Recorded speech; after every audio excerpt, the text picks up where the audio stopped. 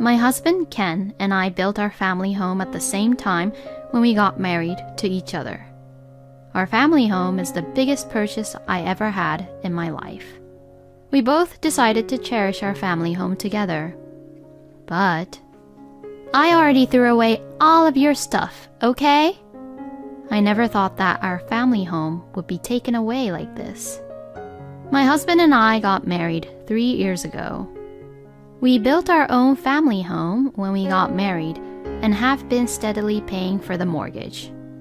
That new smell once you get into the newly built house, and the kind face of my sweet husband. The spacious living room with lots of morning sunlight pouring in through the large windows was what Ken and I dreamed to have one day. Since we were going to build our own house, my husband listened to my opinions as much as possible. Among them, I was particular about the built-in kitchen and the size and the directions of the windows. On Sundays, around 2 p.m., this window lets in just the right amount of sunlight into the room. And with that sunlight, my husband and I lay down and relaxed around the room and even take naps. And once I brew the coffee with these delicious coffee beans, the room is filled with the good aroma of the coffee. This is what I would call my moment of happiness. But to be realistic, it truly costed us a lot to get our blissful moments with our family home. I am just really glad that I have been working properly and consistently. When we were qualified for the mortgage, I patted myself on the back for working hard this whole time. And my husband felt the same, of course. But within a month since our family home was completed, I received a call from my mother-in-law, Pam, who had been living apart from us. You and Ken built a family home, is that right? Well, now that it's completed, I'd like for you to let me live with you both in that house. If I continue to live in this rundown house all by myself, I will get sick. Pam is single, and she's living on her own on welfare. Pam and I were not that close to each other, as I just only went to greet her when I was about to marry Ken. To be honest, it is really difficult for me to have Pam suddenly living with us as a newly wedded couple in our own home. I know you, Anna, and I can see how my mother living with us would be a huge burden to you. So, I'll tell my mother that we can't live with her and refuse. Okay? Okay, thank you. Thankfully, my husband is a man who takes my feelings into consideration and really understands me. So then, my husband had refused Pam about her idea on living with us. And 2 years later, Ken and I had our first baby. I guess Pam thought that it was a good opportunity for her, so she suggested the idea to live with us again. Isn't it hard to take care of the baby and do the house chores all by yourself? If I get to live with you all, I will definitely help you taking care with the baby and the house chores. And besides, it's a great opportunity, so please let me live with you all. It's true that taking care of the baby and doing all the house chores requires hard work, and I would actually appreciate her if Pam would help us out. Plus, I plan to go back to work eventually, and so it would be better to have more people taking care of the baby. Well, what do you think? I think it might be a good idea to have someone help us out at least. Well, yes. If Pam keeps her word and helps us properly, then... Pam was really delighted when I agreed for her to move in with us on the condition that she would help me with the baby and house chores. Once we began living together, Pam took it very seriously and helped out with the baby and the house chores all on her own. Okay, well, I'll do the laundry and fold the clothes, okay? Thank you. While you're gone for the groceries, I'll look after the baby, okay? Aw, who's a good boy? You are a good boy. Thank you very much. I honestly didn't expect Pam to help me like this. I even felt a little guilty that I underestimated her. She has been really helpful around the house, and I should be really grateful of her. Or so I thought. Pam taking it seriously and helping around the house and taking care of the baby only lasted for about a week. After that, she would just slack off and relax around once my husband was gone, or doesn't even take care of my son even though I asked her to look after him. This happened a lot, and I'm starting to not trust Pam more and more. Pam hasn't been taking the house chores seriously lately, and I can't even ask her to take care of our son, let alone do the housework, if she's being like that. I see. All right. I'll talk to my mother about it. My husband tried to warn her several times, but she wouldn't really listen to him. You know, I'm doing my best too. Anna is just being too strict here. But you need to help us out properly. That's why we're living together in the first place. What? Are you trying to kick me out? Ugh, please, don't be so cold about it. Ugh, please, don't kick me out because of this. Whenever Ken warned her, she either blamed me or cried to make him feel sorry for her. And so like that, Pam persistently continued to stay at our house. Pam, who no longer helps me raise and take care of our son properly, has also become annoyed with him gradually. Oh, he's crying again. He's so loud. There. Hurry up and make him stop crying already.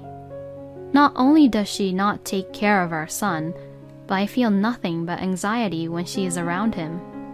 Honey, I'm really afraid to let our son get close to Pam like this. I really want her to leave our home as soon as possible. All right, I understand. I'll get my mother a new place to live on her own so that I can convince her. My husband prepared to rent an apartment so that Pam would easily leave our home. Before I knew it, our living room was full of Pam's stuff. I have to hold our son all the time because it could be really dangerous if he bumps into Pam's stuff or puts them into his mouth. We have already warned Pam enough, but she still won't change her attitude. We will definitely persuade her to leave our home. When I was thinking that, oh no, he's gone. Why? Our son was missing from his room, where he was supposed to be sleeping in. I looked around in a panic and found Pam taking our son outside. What are you doing? How dare you take our son out without our permission? I just wanted to show off my grandchild a little.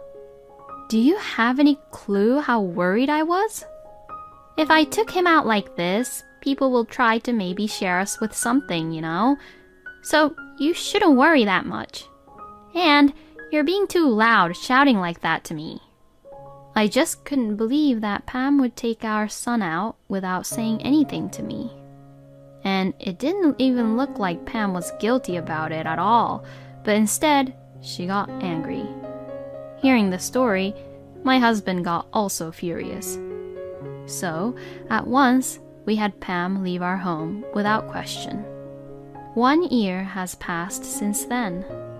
Our son had turned 1 year old and gradually began to walk little by little.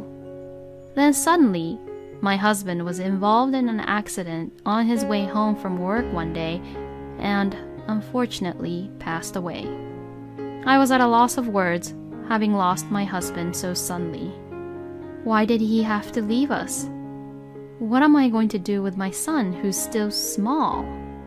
Even at Ken's funeral, I was so sad that I could not stop crying. Then Pam began to talk to me. Hello, long time no see, Anna. I never thought that we'd see each other again like this. Oh, Pam. For Pam, her own son had passed away. The grief of a mother who has lost her son must be very deep. I should not be the only one crying for Ken like this. I must be strong for him. I answered Pam, trying desperately to hold back my tears. It was just really so sudden. Indeed. So, since the family house belongs to my son, I'm supposed to get it, right? Huh?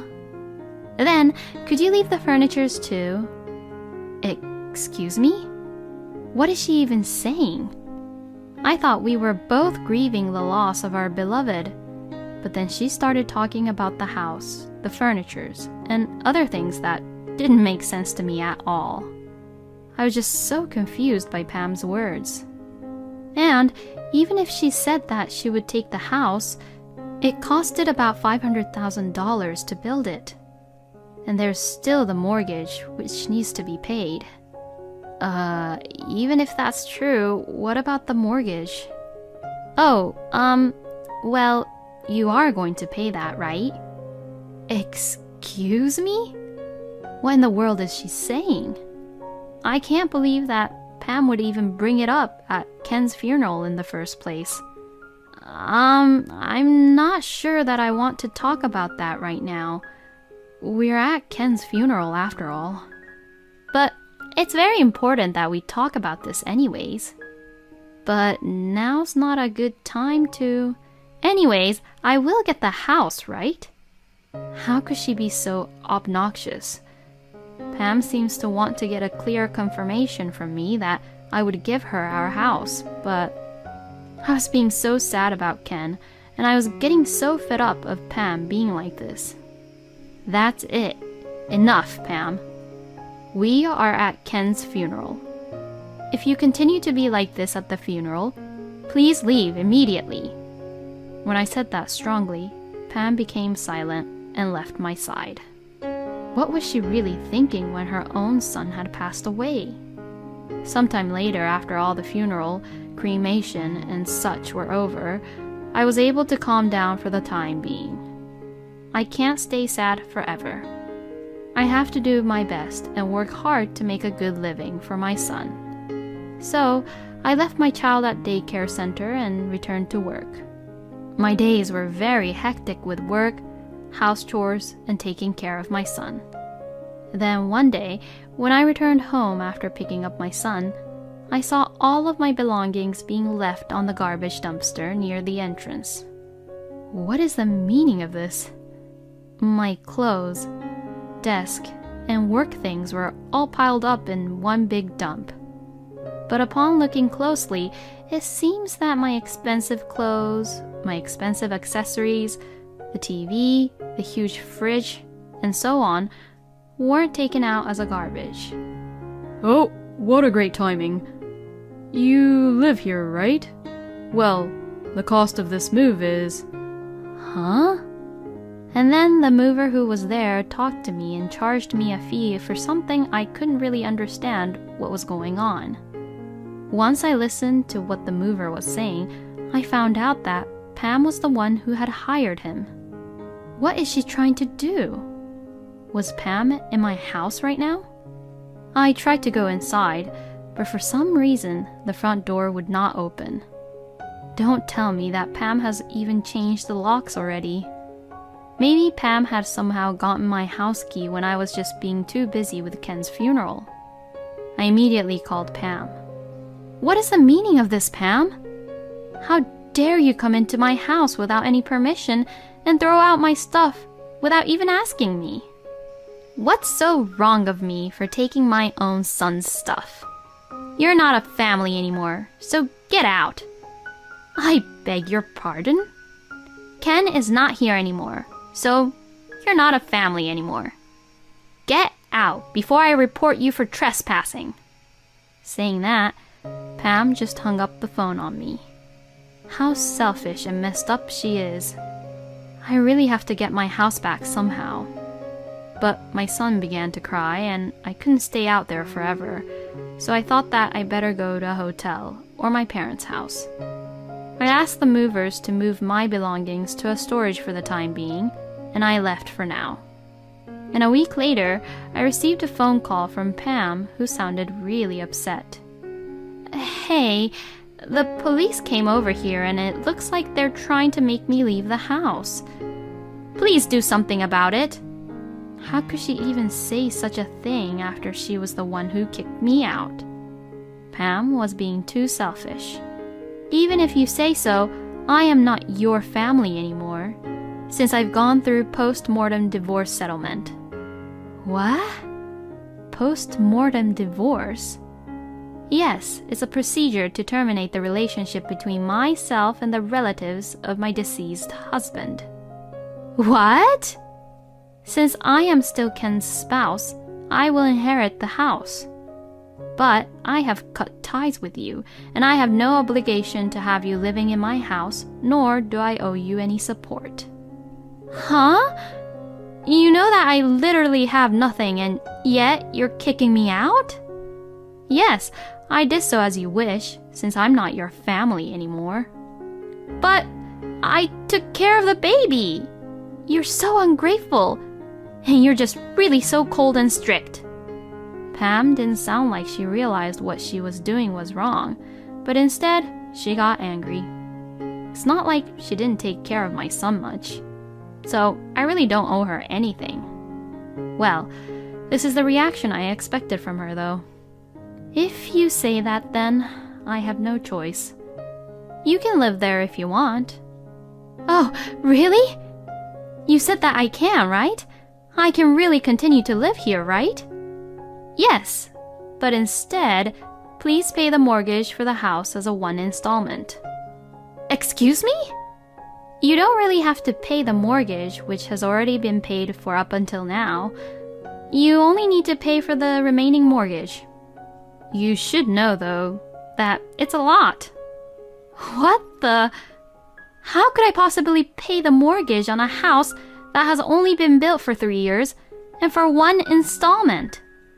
Well, if you can't then, the house there is mine, and you, who is not my family, should be reported for breaking and entering my house. I told her so and hung up the phone. By the way, since we had insurance, I didn't have to pay for the mortgage anymore when my husband passed away, but I don't really have to tell Pam about that. A few days later, I finally got back into our house. But it was a mess. The furnitures were damaged, and my clothes were all messy too. I took photos of each and every one of them and documented them, along with how much it all costed when I was kicked out of the house from Pam a few days ago. But even if I file a claim, there's a good chance that it'll be overlooked because Pam definitely would not be able to pay back all the money. But if Pam does anything to me in the future, I will be able to use this to make her shut up. She then contacted me asking me to pay her $1,000 fine for trespassing, but of course, I ignored it. Can't she see that I am the victim here, and that there is no way in hell that I would pay that for her? And 3 years later. In the end, Pam was not able to pay the fines, and was found guilty for being malicious, and she was imprisoned for 3 years. Pam, who had completed the 3 years, contacted me. Please, I'm really in trouble. I really don't have a place to go home, and I don't know what to do. She seemed to be using a payphone, probably getting money from random people to make calls, since it would hang up a few times while she was talking. In the end, it seems that what she is trying to say is that she has no home to go back to. The apartment my husband rented for her previously to make her leave has, of course, been terminated already. And the family home Ken and I built has already been sold, as I was afraid of Pam coming back. Well, this is what you deserve, Pam, and I have nothing to do with you anymore. So please stop bothering me and just live your life on your own, please. What? I told her so and hung up the phone on her. Then I set up the phone so that Pam would not contact me. So that was it for Pam, who has no will to live her own life on her own. I will make sure to raise my own son so well that he could live strongly all on his own. Thinking this, I laid my hands on Ken's photo with my son. Thank you for watching until the end. Please subscribe to our channel. We hope to see you in our next video.